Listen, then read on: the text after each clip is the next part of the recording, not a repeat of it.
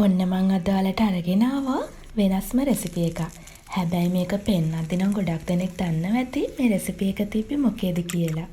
මේ දවස්වල මම බලපු ලස්සන කොරියානු නාට්‍ය මාලාවක තිබ්බ වෙනස්ම විදියකට හදපු රස කෑමක්.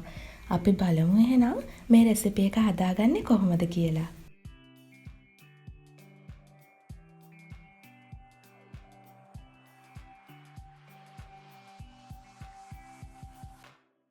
මුලින්ම මට මේකට හොඳට හොදගෙන දෙකට කපාගත්ත ලුණු කොළ ටිකක් ඕනි කරනවා. ඒ වගේම මේ වෙලාවේදී මම භාජනයක් අරගෙන ඒකට දාගන්නවා පාන් පිටි ග්‍රෑම් 120කුයි, කෝන්ෆ්ලවර් ග්‍රෑම් 30කුයි, ලුණු තේ හැඳි භාගයකුයි. ඊට පස්සේ මේකට කෝල් වතුර කෝප්ප එකමාරකුත් දාලා මෙන්න මේ පදමට මේ බැටර් එක හදාගන්න ඕනේ.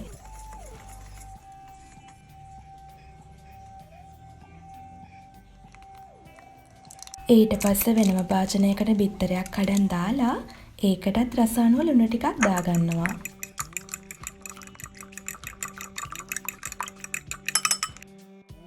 දැන් අපි බලමු මේ කෑම එක හදාගන්නේ කොහොමද කියලා. පෑන් එකක් ලිපේ තියලා ඒකට තෙල් ටිකක් දාගන්නවා. තෙල් ටික රත් වුණාම දෙකට කපාගත්ත ලුණු කොළ ටික පෑන් එකේ ගානට තියාගන්නවා. තියාගෙන ඒකට උඩින් මම අර හදාගත්ත බැටර් එක ටික ටික දාගන්නවා.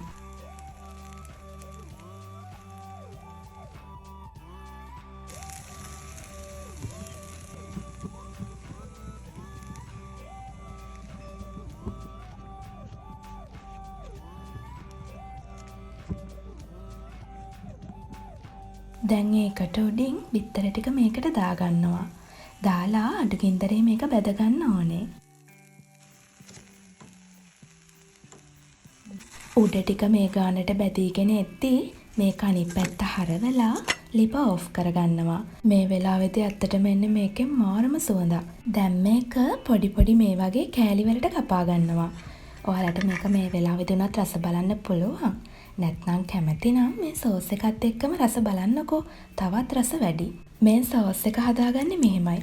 කප් එකක් අරගෙන ඒකට සෝයා සෝස් ටිකක් දාගන්නවා. දාලා ඒකටම ගම්මිරිස්, කෑලි මිරිස් ටිකක් රස අනුව දාගන්නවා.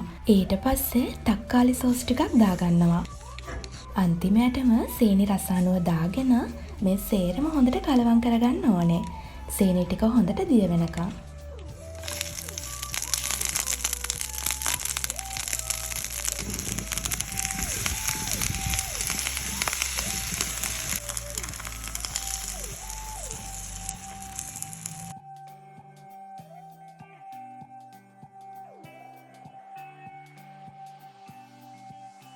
ඔන්න දැන් තියෙන්නේ රස බලන්න.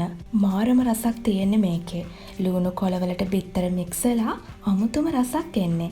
මේක නම් ඔයාලා අනිවාර්යයෙන්ම හදන්න ඕනේ රෙසිපි එකක්.